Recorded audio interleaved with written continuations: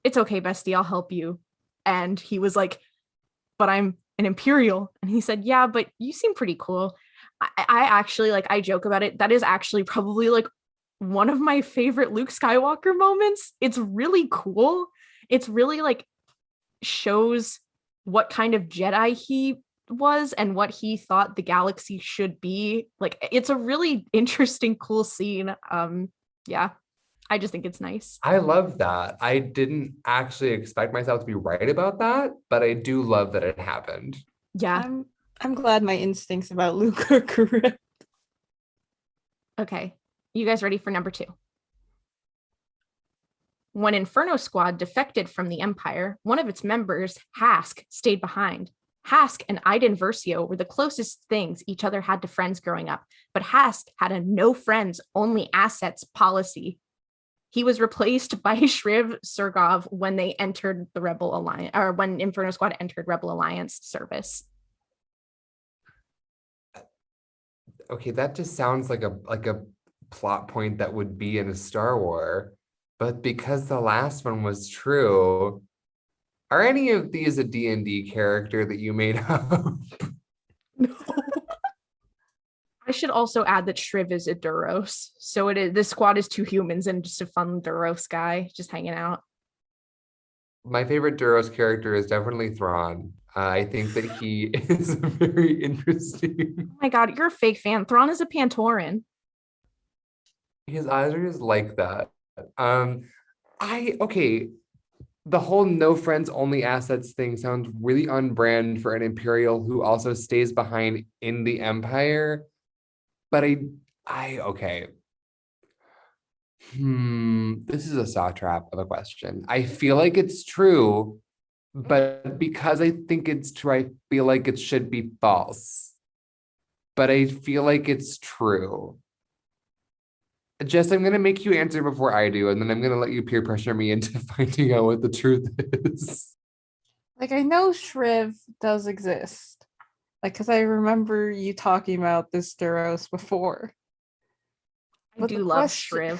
Yeah, the question now is the rest of this true? Because I cannot fucking remember, and I don't know shit about this game. So, Like, so it's like Iden Versio and who else? Who else was the other person? In Inferno Squad, it's Iden Versio and Del Meeko, who is another member of Inferno Squad. You know what? I'm just gonna say true. I think it's true. Why not? Okay, because Jess said it was true and I'm letting them peer pressure me, I am also going to say that it was true. So it is true. You guys are doing really well. Oh my god. So Hask having a no friends only assets policy is from the Inferno Squad book. It is in like the first like 3 chapters where he basically is like, yeah, I was raised to, my parents died when I was young and I was raised in the Empire only to believe that there were assets and no friends. And I'm like, that seems really intense. Like, I know that the Empire is bad, but this man does seem particularly toxic. I was about to say, I'm like, listen, Finn grew up in like the Empire adjacent and he thinks friends are a cool and fun thing to have. Yeah. So like, what the fuck is this guy's problem? No, this dude's also just like a freak. Like, I hate this man. He's like a central character in Inferno Squad, like in the book. And every time it's from his POV, I'm like, please, I'm begging you to just leave me alone. The other thing too, fun fact about Shriv, who is an icon, I'm begging you all to start standing him. He is besties with Lando. And you do have a mission where you play as Lando and you and Shriv are just like on a mission together. And I'm like, are they flirting right now? I mean, I think they are. I am a Shrivdo truther. But he also does have a mission where he there's a comic where Shriv, Lando, Nine Nub, and Chewbacca go on a mission together. That's such a powerful squad. Yeah, they go undercover as racers. Where is the movie about this? Truly. Anyway, I still have 2 more. At the end of the main campaign, Del and Iden kiss and enter a relationship. In the free DLC Resurrection, which takes place 29 years later, Del was interrogated by Kylo Ren for information on where Lor San Tekka took the map to Luke Skywalker. Afterwards, he was confronted and killed by Hask. Okay, the mention of Santecas and paths is making me feel absolutely insane. Yeah. Okay, so basically what's really tripping me up is were there lesbians involved in this story, or am I forgetting the gender of two of the characters? Del is a man technically. And Iden is a woman. Wig. Okay. But we'll get to that. I actually do have something to say about that short an addendum when we're done with this segment. Okay. So they got in a couple, and then Kylo Ren causes problems, and then Dell Computer gets murdered by this other problematic heterosexual.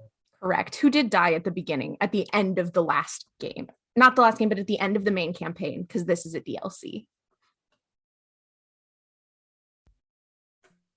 I feel insane. Wait, but he lived. died? So he died.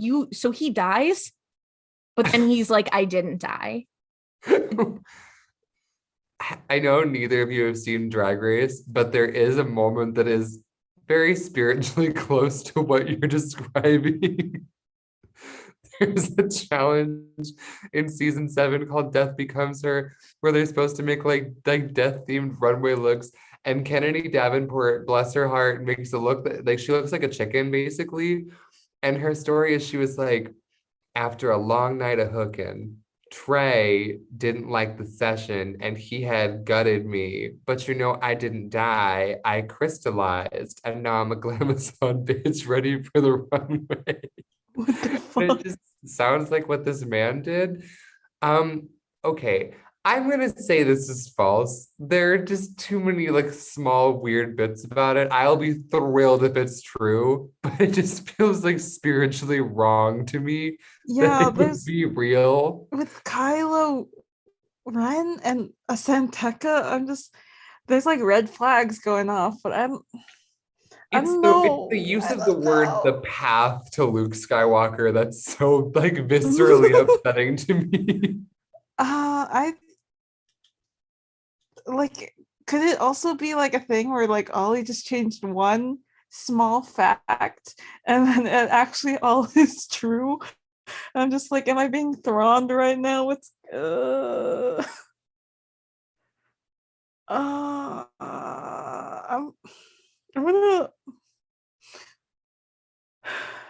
I'm gonna 3 for 3 think it's true.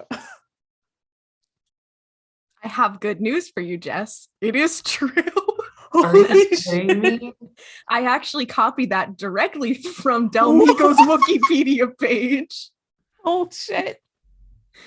So the use of the words the path and the Santecas in the same sentence is not from me. That is from Wikipedia themselves.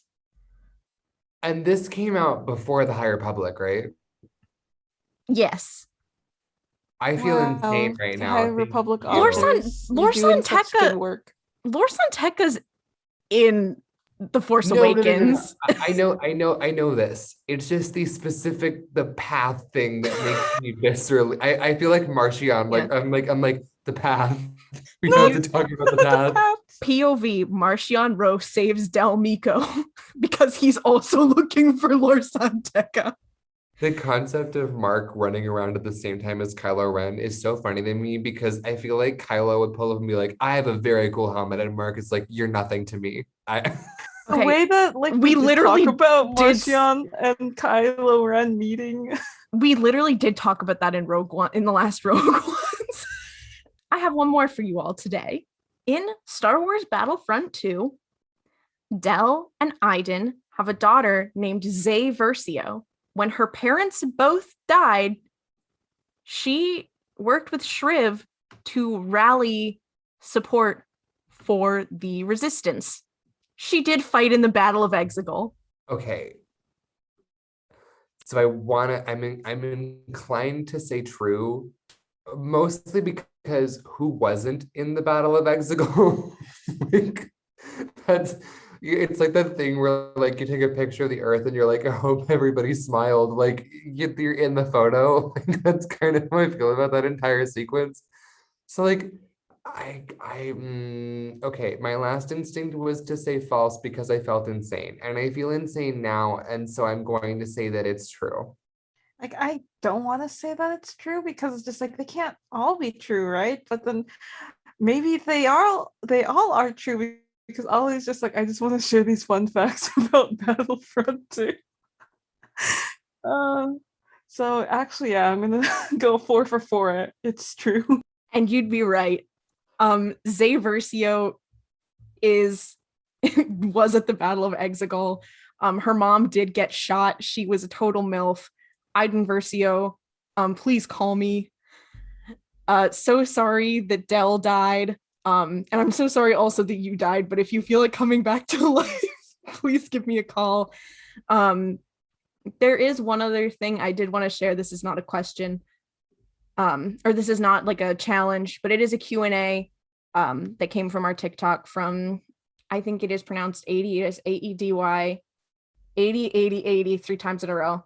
In between the Book of Boba Fett and the Bad Batch, I'd love to hear y'all's takes on any games. They mentioned Fallen Order and Cal, but they did also mention how Iden should have been a lesbian, and I agree 100%.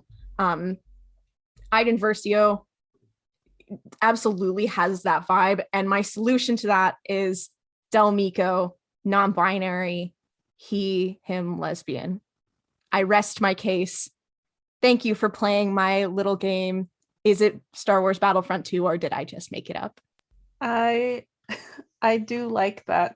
And I do agree that like Iden Versio, even though I know nothing about her except for what Ollie has told me, does have like lesbian or sapphic vibes. She would have like embodied that. And also the score, I did win by 1 point against Noah. And so proving again that I am just very good at these kind of like, did I just make it up games. I would like to say that I'm a very simple man. I hear about a female character and I go, she'd be a lesbian. And that's all there is to it for me. So you don't need to convince me. All you had to do was introduce these 2 characters and I was like, yeah, you're so right, bestie. So we are now entering our final segment, everyone's favorite segment, and we haven't done this. We don't usually do this in Rogue Ones, but we are going to do it today because I think I want to take this unique opportunity in which all of us know about certain video game characters to incorporate them where I wouldn't normally. So in Name That Ship, one of our hosts will bring a fan fiction to the table and read the tags, the title, the description, and have the other hosts try to guess who the ship is. I have 2 today. The first one is I think you guys might get this pretty quick because it is one that I know you guys know about, but I just want to bring it to the table. There's a lot of characters in this, so it is for general audiences. I'm not going to read the title because you'll know exactly what it is. It is character A / character B. The other relationships include Bail Organa and Ahsoka Tano as besties. Mithron Urodo / Eli Vanto. Another ship I'm not going to name because it'll give it away. Aralani and Thrawn. Cody and Ahsoka Tano. Cody / Obi-Wan. Bail / Brea Organa. Obi-Wan Kenobi / Bail Organa. Characters. Character A, character B, Omega, Cheery, Thrawn, Eli Vanto, Bail Organa, Leia Organa, Seventh Sister, Anakin Skywalker, Cody, Cal Kestis, Obi-Wan Kenobi, Shia LaQuain, Harrison Dula, Kanan Jarrus, Karen Farrow, Aralani, Brea Organa, Caden Larty, Varys Offee, Grand Inquisitor, Simacro, Thalius, Quinlan Voss, Maz Kanata.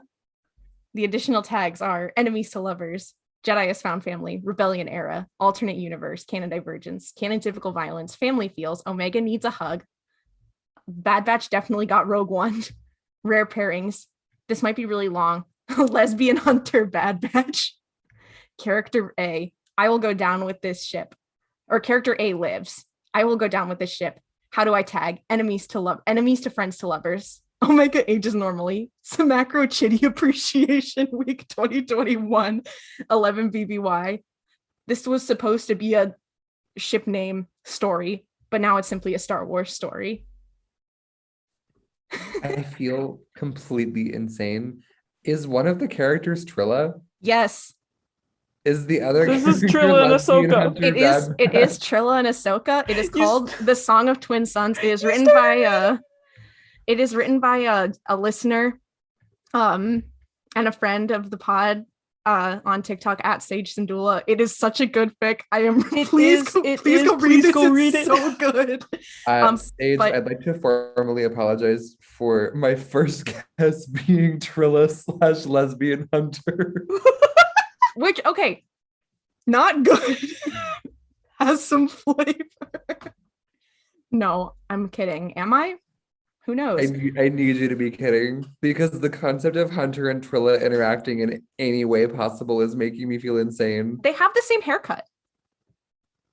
I feel like Trilla would teach Hunter how to, like, she would look at him and be like, damn, I need to teach this guy how to do emo makeup because his fucking sucks. Oh my god, the idea of Trilla seeing Hunter like on the news or something and being like, I'm jealous of his mask skull tattoo.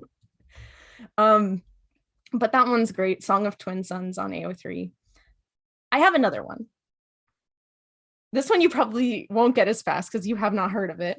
Also, wait, I'm sorry. I just want to go back to the sentence Samacro Chitty Appreciation Week 2021, because that did make my life a better place. So this is for teen and up. Relationships are basically all like just this character / this character, and this character. So I'm not gonna read that. It is crack, but it's not like crack. Like it's crack treated seriously. But that's not a tag, but I just want to let you guys know. So the characters are character A, character B, character C, character D, Paz Vizsla, Grogu, Bo-Katan Kryze, Luke Skywalker, Leia Organa, and the daughter. The additional tags are slice of life, crack relationships, fluff and crack, mild hurt / comfort, rare pairings, brief description of PTSD, NB Din Djarin, NB Paz Vizsla. Nice. Planet Mandalore, Din Djarin, polyamory, Mandalorian culture, Mandalorian. Din Djarin is character A. I'm so sorry. There's so many characters here. I mean, that was my literal first guess of yeah. when you're reading all the other characters. I was like, okay, Yeah. so Din is here.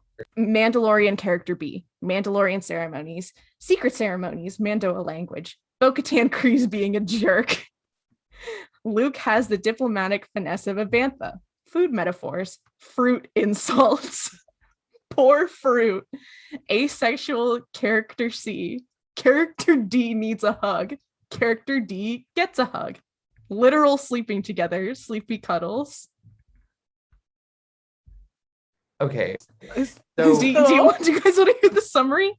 I would love to. Collectively, they've probably heard it all before. Being called a rotten egg or a Padmé Luron was the worst of the insults that was the least of the insults that they'd had thrown at them. Even character C can tell stories of it. It's akin to a sport sometimes, taking note and repeating back which derogatory highlight they'd learned that day. Okay, so I need to pause for a moment, because when you said fruit-related insults, I was like, oh, Bo-Katan being homophobic on meme. I hate And you. then you were reading the description, and I was like, wait, do they mean like actual fruit that you eat? Yeah. Like, Okay, you so rotten Luron. one of the characters is Din. Yes. Is one of the characters Boba? It is. Okay, It's character B. Din and So- Boba. Is one yeah, of the that's what I characters figured. Bo-Katan? Yes. Wait, what? Okay, so that's Ahsoka? 3.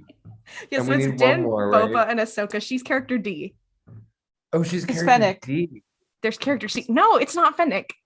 Okay, is character C like what's their gender? Boy. Maul. It's not Maul. Is it Ben Rao. Cobb Van? Did you just say Finn Rao. It's not Finn Rao. It's not Cobb Vanth. Is it a character from The Mandalorian? No. Okay, it's not Luke, right? Luke is It's already. not. Have they been Luke is in there, Rebels? But it's not Luke. They have not been in Rebels. Have they been in Clone Wars? They've not been in Clone Wars. They've only been in one thing. What is that one thing? I'm not telling you. You have to Is it figure it out. Cassian Andor? Is it? I Is guess, it a yes. movie? It's not a movie. Is it a book? It's not a book. Is it Cal Kestis? What the It's Cal Kestis. What the Wait. Why do you think I'd bring it in the episode where we talk about video games? Ahsoka please, is the oldest in this relationship, Len. I like that. I like that Boba and Din and Cal were like, MILF, and they just like hung out with her. Just like a few years older than them. No. That doesn't mean she can't be a MILF. I Yeah. also want to know, is Bo-Katan the one who's doing the fruit-related insults? I don't think so. I think it's just like they just get them sometimes. Bo-Katan is the even meaner lesbian in the friend group. That's Yeah. who she is. And I respect her for that at this point in my life. I do also want to pitch one thing I forgot to say earlier in the podcast. I have no reason to believe this, and there is no canonical basis for it. However, I do very strongly believe that Jaro Tapal would have been besties with Depa Billaba. I believe they were besties. Yeah. I believe they arranged playdates for Caleb and Cal. Concept. Right before Order 66 happens, Depa and Jaro do a little Padawan swap. They're like, that could be fun. And that's why Caleb looks so white in the Bad Batch. That's how we just Cal. No, my it doesn't work God. with Fallen Order, but it saves me from waning. Thanks for listening to this episode of Rogue Ones, and thanks again for sticking with us. We will have regularly scheduled episodes of RuPalp's Podrace starting next week. If you enjoyed this episode, leave a review on Apple Podcasts, and you can follow us on social media at RuPalp's Podrace on Twitter, Instagram, TikTok, and wherever you catch podcasts. May the Force be with you, and don't criff it up. Waka waka. Waka waka. Waka, waka.